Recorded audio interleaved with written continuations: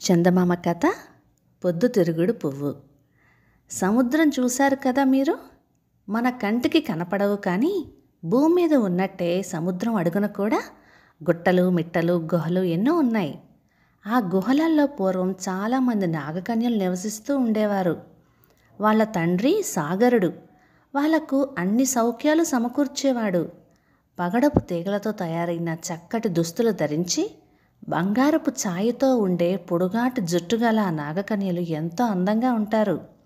వాళ్ళు నివసించే గుహలకు ముత్యాలు, పగడాలు తాపడం చేయటం చేత అవి దగదగా మెరుస్తూ ఉంటాయి. అక్కడి నేలంతా మెత్తటి తెల్లని ఇసుకతో నిండి పరుపులాగా ఉంటుంది. ఆ నాగకన్యలందరకు స్వారీ చేయటానికి ముత్యపు చిప్పలతో చేసిన బళ్ళు తలా ఒకటి ఉంటాయి. మక్మల గుడ్డ వంటి మృదువైన నాచుతో దిండ్లు, బాలీసులు కుట్టి బళ్ళల్లో అమరుస్తారు. మన గుర్రాలను కట్టినట్టే వాళ్ళ బళ్లకు బంగారు చేపలను కట్టి తోల్తారు. పలానా స్థలానికి వెళ్ళాలి అని నాగకన్యలు మనసులో తలుచుకుంటే చాలు, అవి వారిని అక్కడకు తీసుకుపోతాయి. సముద్రం అడుగున నాగకన్యలు దాగుడుమూతలాడేవారు, నృత్యం చేసేవారు, చేపలు పట్టేవారు. ఈ పనులతో వాళ్లకు పొద్దస్తమానం ఉబుసిపోయేది. రాత్రి పడేసరికల్లా బంగారు చేపలు నాగకన్యలను బల్లల్లో ఎక్కించుకొని సముద్ర తీరానికి చేరుస్తాయి. మన పిల్లలు గుల్లలు ఏరుకుంటూ, గూళ్ళు కట్టుకుంటూ సముద్రపు ఒడ్డున ఇసుకలో ఆడుకోరు. అలాగే ఈ నాగకన్యలు కూడా రాత్రల్లా అక్కడ సరదాగా ఆడుకునేవారు. ఇక తెల్లవారుతుంది అనగా సూర్యుడు ఉదయించక పూర్వమే బంగారు చేపల బళ్ళు తీసుకుని వచ్చి వారిని మళ్ళీ గుహలలో దిగబెట్టేసేవి. అందుకనే సూర్యుడి వెలుగు ఎలా ఉండేది ఈ నాగకన్యలకు తెలియనే తెలీదు.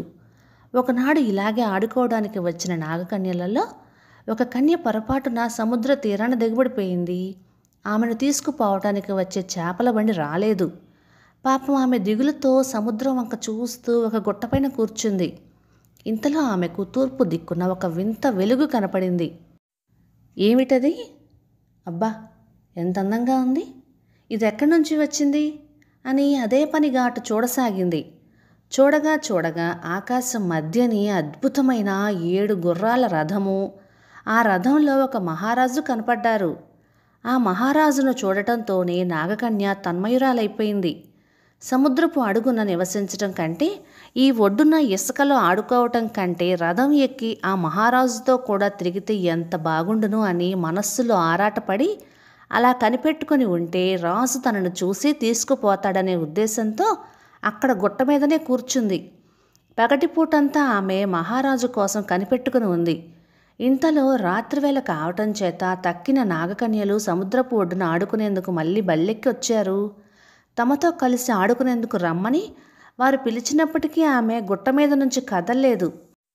ఆమె ఆ రోజు తను చూసిన వింతలన్నీ వాళ్ళతో చెప్పి ఆ మహారాజు మళ్ళీ వచ్చే వరకు నేను ఇక్కడే ఉండిపోతాను అన్నది. వాళ్ళెంతో చెప్పారు. ఆ మహారాజు రాడు, మనం వెళ్ళిపోదాము రమ్మని. కానీ ఆమె పోలేదు. అలా పోకుండా నాగకన్య రోజుల తరబడి ఆ మహారాజు కోసం కనిపెట్టుకొని గుట్ట మీదనే కూర్చుని ఉంది. ఆయన ప్రతిరోజు ఆకాశం మధ్య నుంచి వస్తున్నాడు, వెళ్తున్నాడు. కానీ గుట్టపైన ఒంటరిగా కూర్చుని తన కోసం తపించిపోతూ ఉన్న ఆ నాగకన్య వైపు ఒక్కసారైనా కన్నెత్తి చూడనే లేదు. ఈ గుట్టపైన కూర్చోవటం వల్ల ఆ మహారాజుకు నేను కనపడకుండా తప్పిపోయానేమో. పోనీ మరొక చోటికి పోయి ఆయనకు చప్పున కనపడేలాగా కూర్చుందామని తలచి ఆమె అక్కడి నుంచి లేవబోయింది. కానీ అదేమి చిత్రమో, నాగకన్య కాళ్ళు 2 భూమిలోకి పాతుకుపోయి ఊడి రాలేదు. క్రమంగా ఆమె శరీరం ఒక తామర తూటు వలె మారి పచ్చటి ఆకులు కూడా మొలిచాయి. ఆమెకున్న బంగారు ఛాయగల జుట్టు ఇప్పుడు బంగారు ఛాయగల రేకులైపోయాయి. ఒక చక్కటి పువ్వు ఆకారం ఏర్పడింది. ఈ పువ్వు మామూలు పూల లాంటిది కాదు, చాలా చిత్రమైనది. ఉదయాన మహారాజు తూర్పున బయలుదేరుతాడు గనక అది తూర్పు వైపు తిరిగి, సూర్య మహారాజా, ఇప్పుడైనా నా మీద దయ కలగదా? నన్ను నీతో రథం మీద తీసుకుపోవా అని బతిమాలుతుంది. ఆయన వైపే తలెత్తి చూస్తూ దీనంగా వేడుకుంటుంది. మధ్యాహ్నం అయ్యేసరికి ఆయన నడినెత్తిన ఉంటాడు గనక పువ్వు కూడా అటే తిరిగి ఉంటుంది. సాయంకాలం అయ్యేసరికి ఆయన పడమటికి పోయి అస్తమించుతాడు కదా, అందుచేత సాయంకాలం పడమటికి తిరిగి ఉంటుంది. ఈ పువ్వు ఏమిటో మీకు తెలుసునా? ఇదే పొద్దుతిరుగుడు పువ్వు లేక సూర్యకాంతి పువ్వు. ఈ పువ్వు పుట్టుక ఈ నాగకన్య నుంచేనని చెబుతూ ఉంటారు పూర్వీకులు. కథ సమాప్తం. ఇక ఈ కథ 1949 మార్చి చందమామలోనిది.